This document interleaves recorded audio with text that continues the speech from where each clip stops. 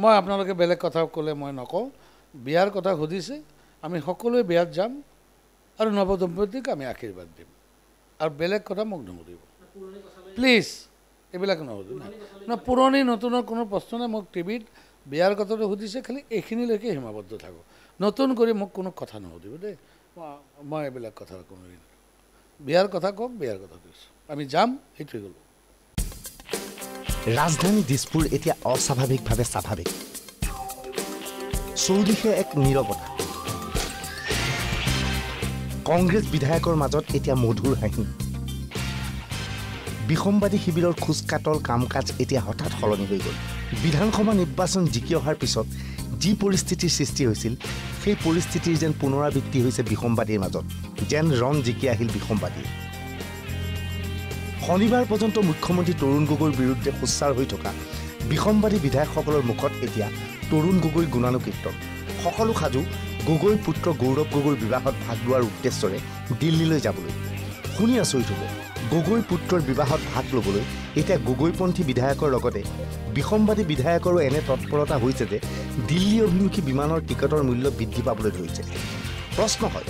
কংগ্ৰেছ বিধায়িনী দলৰ বৈঠকত মুখ্যমন্ত্ৰীয়ে কি যাদু মাৰিলে যে যি যাদুত ধৰাশয়ী হৈ পৰিল বিসম্বাদী শিবিৰ বিসম্বাদীয়ে কি বিচাৰিছিল কি পালে হঠাৎ কংগ্ৰেছ বিধায়িনী দলৰ বৈঠকত হিমন্ত বিশ্ব শৰ্মাই বশ্যতা স্বীকাৰ কৰিলে কিয় ৰাজনৈতিক সমীক্ষকসকলৰ মতে আৰম্ভণিৰে পৰা কোনো ক্ষেত্ৰত গগৈৰ সৈতে সংঘাত বিচৰা নাছিল হিমন্তই নভবাকৈ গগৈৰ পৰা লাহে লাহে তেওঁ আঁতৰি আহিছিল মুখৰে যিয়েই নকওক কিয়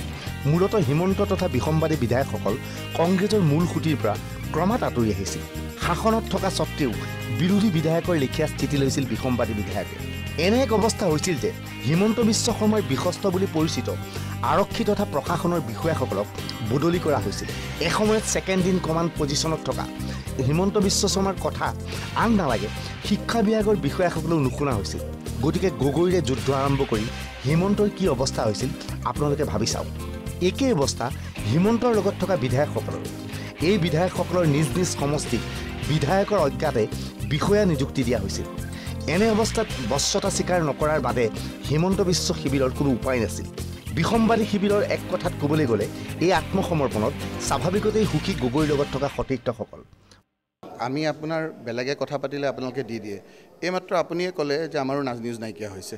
এইমাত্ৰ কিন্তু আপোনালোকৰ কথাখিনি উঠাবৰ কাৰণে নোৱাৰিম সেইবিলাকে দিয়কচোন আমাৰ এই মিলনটোৱে আপোনালোকৰ বাবাটো যে নাইকিয়া কৰিছে আপোনালোকে বেলেগে পাতি থাকে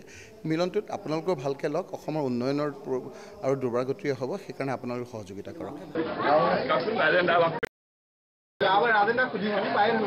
আজি চাওক CLP ৰিকুইজিট CLP এখন আমাৰ বিধায়কখিনিৰে দাবী আছিলে দাবীৰ পিছত এখন ৰিকুইজিট CLP হৈছে বন্ধ দুৱাৰৰ ভিতৰত 4 পৰা 5 ঘণ্টা বহু ঘটনা পৰিঘটনা হৈছে কিন্তু মই গোটেই এইবিলাক কথা আপোনালোকৰ আগত তেনেকৈ ক'ব নোৱাৰিম আমাৰ দলটো আমাৰ কাৰণে যথেষ্ট প্ৰাধান্য আছে কিন্তু এটা কথা ঠিক আমাৰ মাজত ৰিকুইজিট CLPখন হোৱাৰ পিছত এটা যথেষ্ট পৰিৱৰ্তনৰ ভাৱধাৰা এটা দেখা গৈছে আমি বিশ্বাস ৰাখিছোঁ আমাৰ মাজত এটা কথা সঁচা মিছাটো কথা কৈলা নাই যিটো সঁচা আমাৰ মাজত যোৱা কেইটামান দিনত কিছু কথাই আভ্যন্তৰীণ এটা বিবাদৰ সৃষ্টি কৰিছিলে আৰু কিছু লোকে আপুনিতো বৰ উল্টা মাৰি থাকে আৰু কিছু লোকে আমাক একদম ট্ৰেডমাৰ্ক কৰি একদম ব্ৰেণ্ড এম্বেছাডৰ বিসম্বাদী বনাই দিছিলে কিন্তু এতিয়া বিসম্বাদী কোন সম্বাদী কোন আমি তেতিয়া কৈছিলোঁ আমি বিসম্বাদী নহয় আমি অসম আৰু দলটো আৰু এতিয়া আগন্তুক সময়ত আপোনালোকে লক্ষ্য কৰক কোন বিসম্বাদী কোন সম্বাদী কিন্তু প্ৰশ্ন হয় গগৈৰ দৃষ্টিত হিমন্ত বিশ্ব অথবা তেওঁৰ শিবিৰে পূৰ্বৰ দৰে মৰম লাভ কৰিবনে পুনৰ আৰক্ষী প্ৰশাসনত হিমন্ত তথা তেওঁৰ সতীৰ্থসকলৰ দখল থাকিবনে সেই দখল নাপালেই আকৌ আৰম্ভ হ'ব নেকি বিসম্বাদ ব্যুৰ' ৰিপৰ্ট NED